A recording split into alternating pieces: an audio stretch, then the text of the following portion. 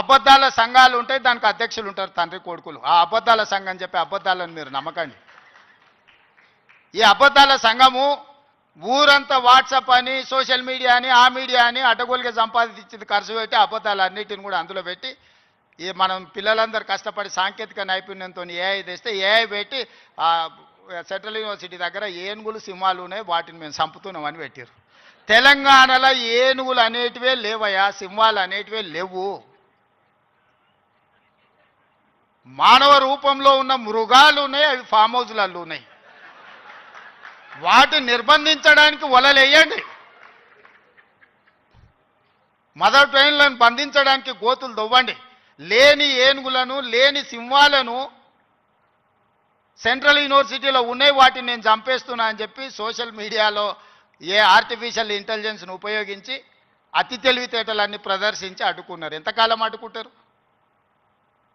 ఏది ఇష్టం లేదు వాళ్ళకు. ఏదన్నా మనం వచ్చినాక చేస్తా అన్నది ఏదన్నా ఇది మంచిగా ఉంది, ఇది బాగుంది అన్నారా? గంజాయి డ్రగ్స్ను నిర్మూలించడానికి ఈగల్ ఫోర్స్ అని తెచ్చినాం. అది ఎందుకయ్యా రద్దు చేయండి అన్నారు. చెరువుల పేరు మీద, ఫామ్ హౌజ్ల పేర్ల మీద చెరువులు ఆక్రమించుకొని గంటిపేట, ఉస్మాన్ సాగర్, హిమాయత్ సాగర్లను ఆక్రమించుకొని పెద్ద పెద్ద ఫామ్ హౌజులు కట్టుకుంటే కూలగొట్టడానికి హైడ్రా తెచ్చిన. లేదు హైడ్రాని కూలగొట్టండి అంటారు. మన వరదలు వచ్చినప్పుడు సామాన్యులు చెప్తారు, సార్ మా ఇళ్ళకి నీళ్ళు వచ్చినా, మా టీవీలు, ఫ్రిడ్జులు, మంచాలు, మా ఆస్తి అంతా తడిచిపోయింది, ఏం చేయాలి సార్ అని. సన్న బియ్యం ఇస్తే ఇచ్చేదే లేదండి, రేషన్ కార్డు ఇస్తే వద్దండి. ఏది చేసినా వద్దంటురు. ఈ వద్దనేటోళ్ళని ఏమనాలో మీరే చెప్పుర్రి. ఏదన్నా ఒక్కటన్నా అభినందించినా 20 నెలల్లో అన్ని ఇచ్చిపెట్టుండ్రి. వైస్ ఛాన్సలర్ నియమించిన మంచి పనే కదా. రద్దు చేయాలి, ఈపులు ఇరగొట్టాడని చెప్పినా అది అయితే మంచి పనే కదా. ఇవి కూడా అభినందించకుండా నన్ను తిడుతున్నారంటే వాళ్ళ ఉద్దేశం ఏంది, వాళ్ళ దుఃఖం ఏంది? మీకు వాళ్ళతో ఉన్న లాలుచేంది, గంజా అమ్మేటోళ్ళతోని, డ్రగ్స్ అమ్మేటోళ్ళతోని. దీపావళి పండుగ కంటే దావత్ చేసుకున్నాడంట బామర్ది.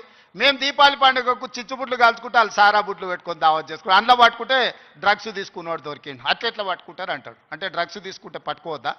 మీరే చెప్పుర్రి. వద్దు అని అంటే వదిలిపెడదాం. మరి మీరు అందరు కలిసి తీర్మానం చేస్తే గంజాయి డ్రగ్స్ తీసుకోవచ్చు, మనం ఏమనొద్దు. తెలంగాణ రాష్ట్రంలో వాళ్ళు చెప్పినట్టు మరి అట్లాంటి రాజ్యాంగం ఏదైనా ఉంటే నాకు చూపియ్యరు. ఇట్లాంటి వాళ్ళు తెలంగాణ సమాజానికి పట్టిన చెదలు. ఆ చెదల్ని మనం ఒకసారి గుర్తించడం కొంచెం ఆలస్యం అవుతుంది.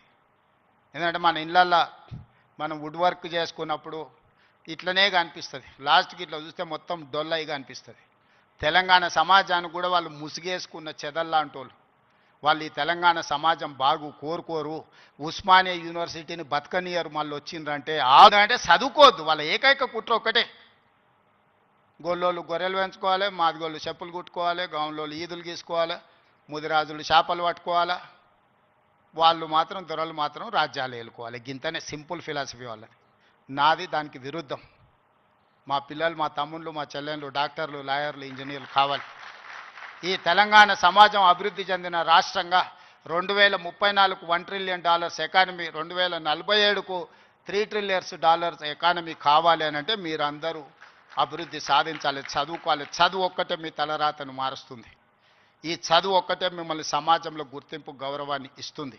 ఆ చదువుకు ఏం కావాలన్నా చేసే బాధ్యత నాది. మీ సోదరుడిగా, మీ వాడిగానే మాటిస్తున్నా. ఏం కావాలనో అడగండి, వచ్చే బాధ్యత నాది. ఇంకో దగ్గర అయితే అవసరమైతే ఆపుతా.